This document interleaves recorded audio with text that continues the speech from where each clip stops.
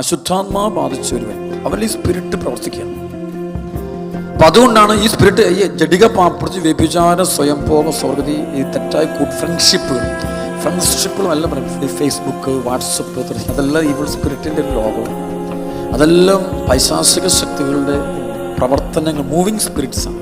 അപ്പോൾ ഇതെല്ലാം അശുദ്ധിയുടെ ആത്മാവ് ഒത്തിരി വരും. നമ്മുടെ നോട്ടം ഇതെല്ലാം കടന്നു വരും.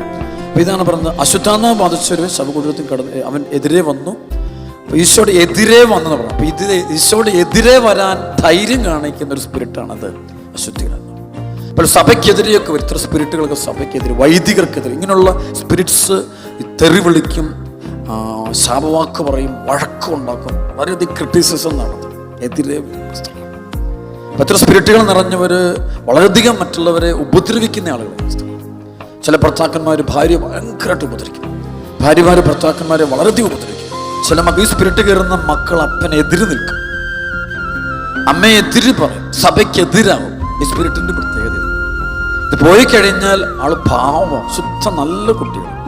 ഒത്തിരി എൻ്റെ കർത്താവ് ശുശ്രൂഷകൾ ലക്ഷക്കണക്കിന്, നമ്മുടെ കോടിക്കണക്കിന് ആൾക്കെങ്കിലും വചനം കൊടുക്കാൻ കർത്താവ് കൊണ്ടുപോകും.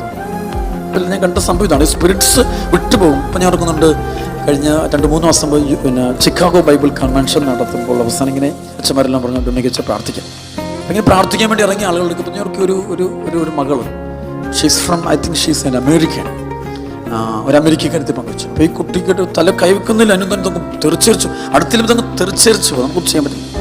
അപ്പോൾ ഞാൻ പറഞ്ഞു ഇതിന് കൗൺസിലിംഗ് നടത്താൻ. അപ്പോൾ എനിക്കറിയാവുന്ന ഒരാളോട് ഉണ്ടായിരുന്ന ആളുടെ അടുത്ത് വിട്ടു കൗൺസിലിംഗ് നടത്തും. അപ്പോൾ മുഴുവൻ ഈ സ്പിരിറ്റാണ്, ശക്തമായ സ്പിരിറ്റ്. ഇതിങ്ങനെ ജഡികപാപങ്ങൾ, അശുദ്ധിയുടെ ആത്മാവ്. അപ്പോൾ ഇത് കയറി കഴിഞ്ഞാൽ പിന്നെ തെറ്റ് വിചാരിക്കാൻ പറ്റത്തില്ല. അതെന്ന് വെച്ചാലൊക്കെ അഡിക്റ്റിങ്ങൾ സ്പിരിറ്റ്, നമ്മളിതിൽ അഡിക്ഷൻസ് എന്നൊക്കെ നമ്മൾ വാക്കുമ്പോൾ പറയും. അഡിക്ഷൻസ് ഇത് സ്പിരിറ്റ്സ് എന്ന ലോകമുണ്ട്, അതേക്കുറിച്ച് അന്ന് 1 യോഹന്നാൻ 3:8 പിശാചിൻ്റെ പ്രവർത്തികളെ നശിപ്പിക്കുന്നതിന് വേണ്ടിയാണ് ദൈവപുത്രൻ പ്രത്യക്ഷനായത് എന്ന് യോഹന്നാൻ അപ്പോസ്തലൻ വ്യക്തമായിട്ട് പറയുക. ഈ അരൂപികളെ നശിപ്പിക്കുന്നതിന് വേണ്ടി. അത് തന്നെയാണ് 1 യോഹന്നാൻ 4:1 നിങ്ങളെല്ലാ ആത്മാക്കളും വിശ്വസിക്കരുതെന്ന് പറയും. അപ്പോൾ അതിങ്ങനെ സ്പിരിറ്റ്സുകളുടെ മേഖല, അപ്പോൾ ഒരു ആത്മാക്കളുടെ ഒരു മേഖലയുണ്ട്. അപ്പോൾ ഇതിനെക്കുറിച്ച് നമ്മൾ വ്യക്തമായി നമുക്കറിയില്ല, നമുക്ക് സഭാ കൂട്ടായ്മയ്ക്ക് ഇതിനെക്കുറിച്ച് അറിവ് വളരെ കുറവാണ്. അപ്പം അതുകൊണ്ട് നമ്മൾ എല്ലാത്തിനും അനുകൂലിക്കും, അല്ലെങ്കിൽ എല്ലാറ്റിനും നമ്മൾ നമ്മുടേതായ യുക്തി കൊണ്ടൊരു മറുപടി കൊടുക്കാൻ നോക്കും. ആ മറുപടി ഒന്നും ശരിയല്ല.